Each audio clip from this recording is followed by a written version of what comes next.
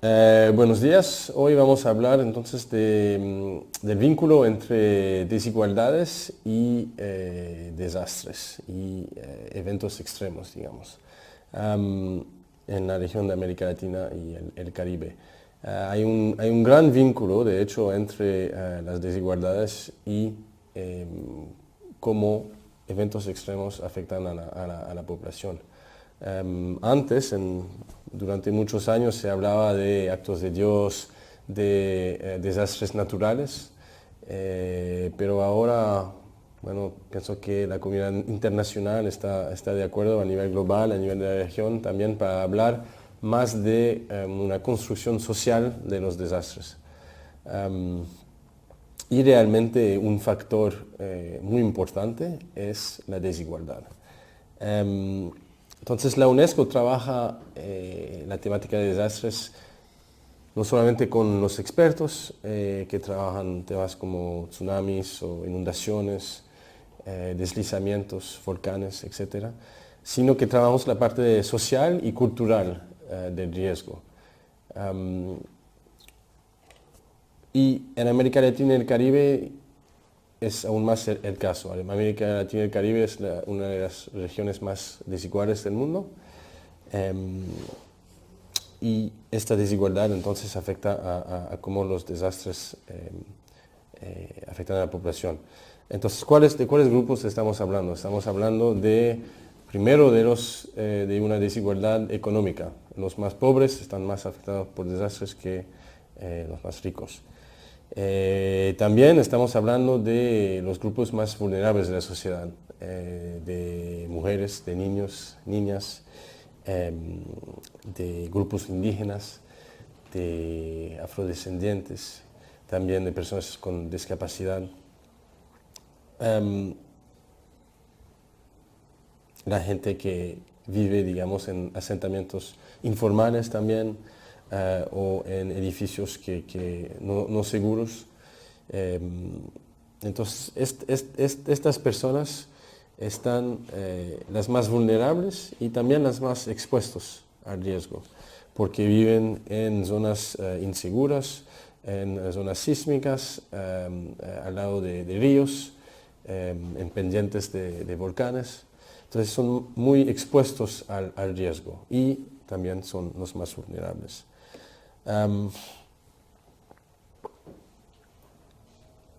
y este impacto diferenciado no es solamente dentro de países en la región, pero sino entre los países. Hay algunos países que son más vulnerables y más afectados por desastres que otros, como es el caso de Haití en particular.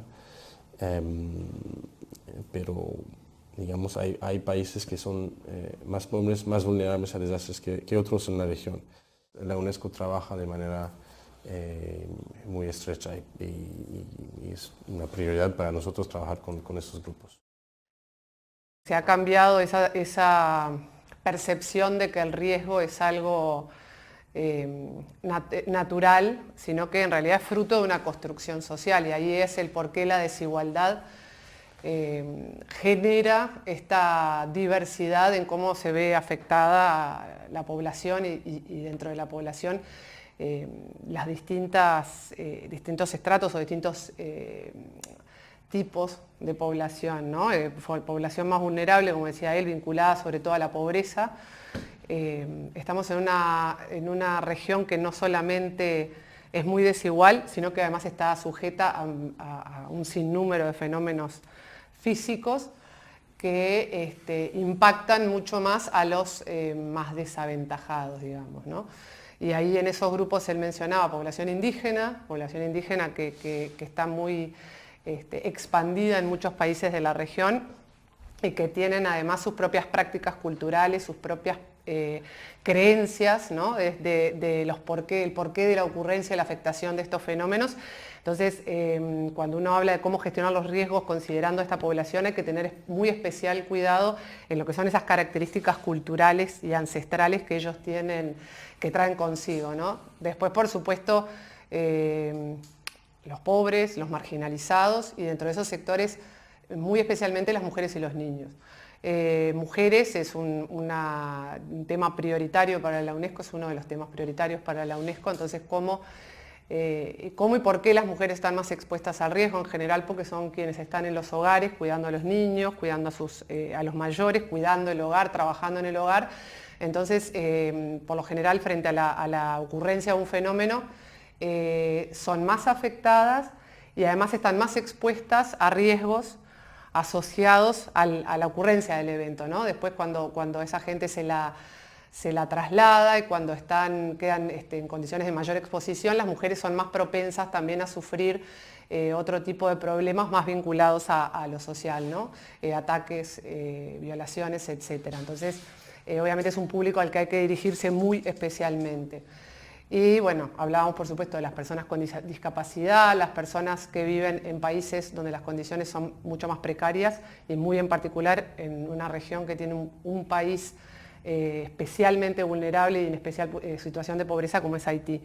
Quizás es ilustrativo comentar el caso del terremoto de 2010, que fue un terremoto que tuvo un impacto tremendo en Haití, donde murieron prácticamente 100.000 personas, que se dio con cierta antelación a uno de mayor magnitud en Chile, donde obviamente el impacto en vidas y en daños fue muchísimo menor. Podríamos mencionar quizás otra área donde la UNESCO está trabajando muy fuerte para disminuir o minimizar estas desigualdades, que es el área de la educación, ¿no? La educación como la UNESCO la enfoca, educación para toda la vida, educación desde la primera infancia, educación considerando los contextos culturales, porque la educación es un nivelador, o debería ser un nivelador. Entonces, tendiendo a disminuir esas desigualdades y enfocándonos en lo que es preparar mejor a quienes están expuestos a determinado tipo de riesgos, deberíamos contribuir a mejorar obviamente el impacto y obviamente las desigualdades, que es el fin final. Creo que el trabajo de la UNESCO justamente va en apoyar a sus Estados miembros desde lo que es la gestión de riesgo en sí enfocarnos en una gestión holística de los riesgos, pero siempre teniendo presente que hay grupos que son mucho más vulnerables y a los que no podemos desatender.